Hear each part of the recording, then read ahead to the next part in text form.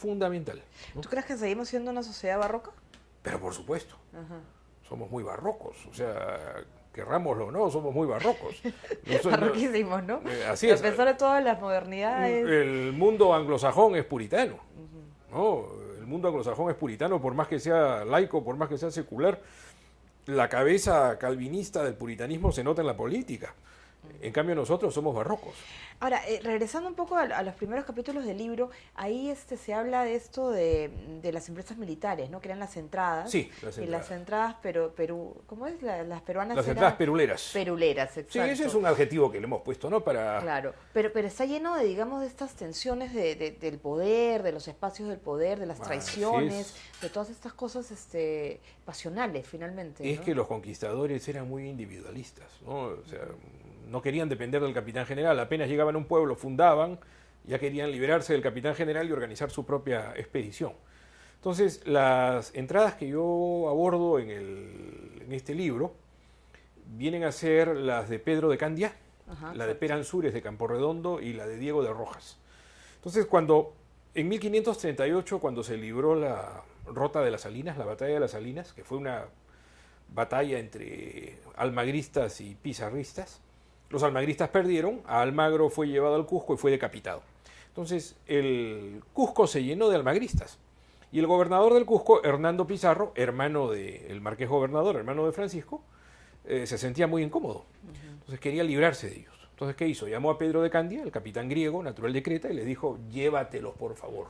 Llévatelos a descubrir territorios ignotos, ¿no? Y así lo hizo. Se fueron al país de los chunchos. Al ¿no? país de los chunchos, Ajá. se llama en genérico, pero... Eso es Puno. ¿no? Eso es Ambaya. Ambaya. Ambaya es un lugar inexistente, pero es Madre de Dios. Se metieron a Madre de Dios, se metieron a lo que hoy es el Manu, y se perdieron.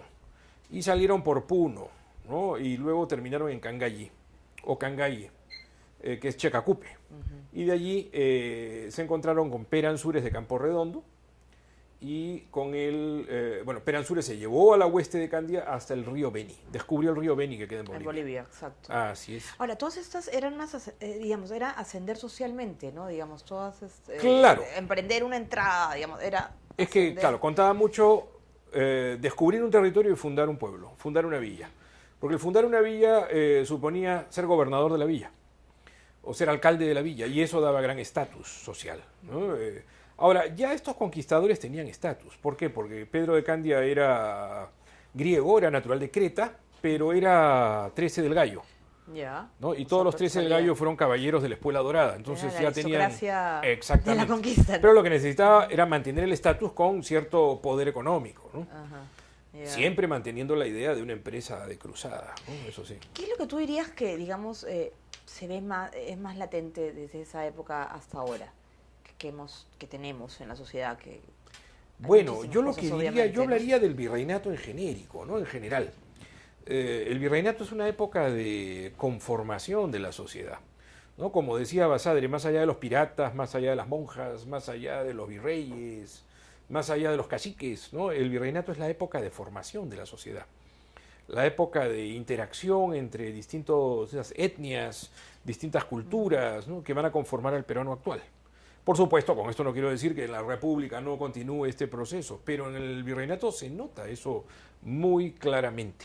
Ahora, yo siento que el virreinato tiene como una especie de leyenda negra, digamos. O sea, no hay, no sé, Por supuesto. no hay una empatía con el tema del virreinato, ¿no? A nivel general me refiero. Claro, se ha teñido al virreinato de leyenda negra, pero eso viene pues del mundo anglosajón, ¿no? La leyenda así? negra viene de la competencia, comienza con la competencia de Inglaterra frente a la hegemonía española. Eso viene desde el siglo XVI, prácticamente, ¿no? El pintar pues al virreinato peruano o al imperio español, que forma, el virreinato peruano está dentro del imperio español, como si fuese pues una entidad política gigantesca, oscurantista, fanática. Eso no es cierto, ¿no? Eso no es cierto. Lo que pasa es que es otra cabeza, que es distinto, ¿no? Bueno, además nosotros éramos el centro, pues, ¿no? En Sudamérica, Sudamérica, claro. menos el más Así importante, digamos que... La ciudad, el centro del Imperio Español de Sudamérica era Lima, ¿no? Eso no, y justamente por eso la independencia del Perú costó muchísimo. Demora tanto, además, ¿no? Exacto.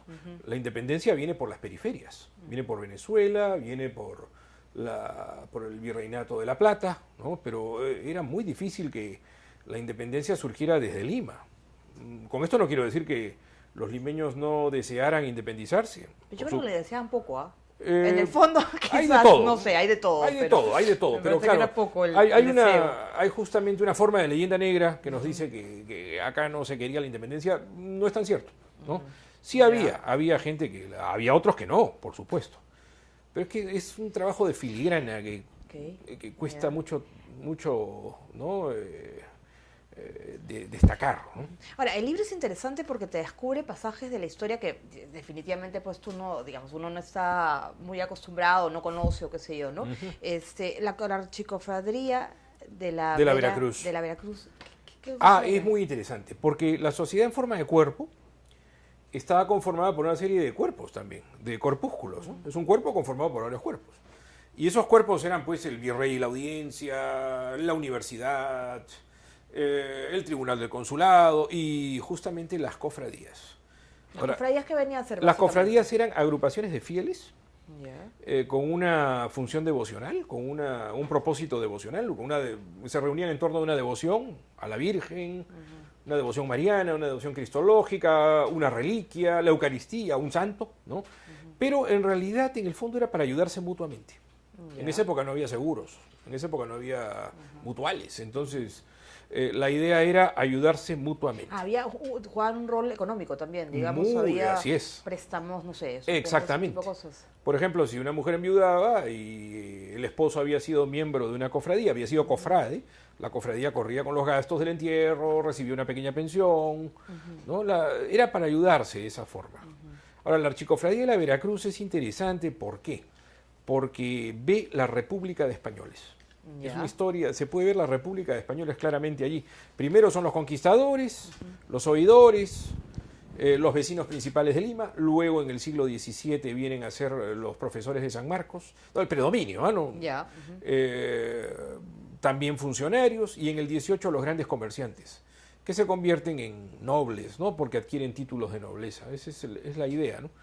Por eso estudiar la cofradía de la Veracruz es estudiar el virreinato. Sí, realmente, ¿ah? Sí. Bueno, nosotros ya tenemos que cortar. Caramba, qué Terminó pena. nuestro tiempo, pero hemos hablado más o menos del libro. Muchísimas gracias. De nada, Rafael. Y bueno, invita a nuestros amigos para que vayan a Bueno, la sí, presentación. quisiera invitarlos a compartir conmigo la presentación del libro el jueves 5 de septiembre en el Centro Cultural de la Universidad Católica, en la avenida Camino Real 1075. Los esperamos. ¿A qué hora Muchísimas es? gracias. A las 7:30 de la noche. A las Perdón, me había 7:30. olvidado de la hora. Ok, perfecto. Bueno, 7:30 de la es noche. el libro del régimen hispánico que se presenta el 5 de septiembre en el Centro Cultural de la Universidad Católica. Bueno, nosotros ya nos vamos. Hasta el próximo lunes, aquí en Cultura 3.0 por lamula.pe. Chao. Muchas gracias.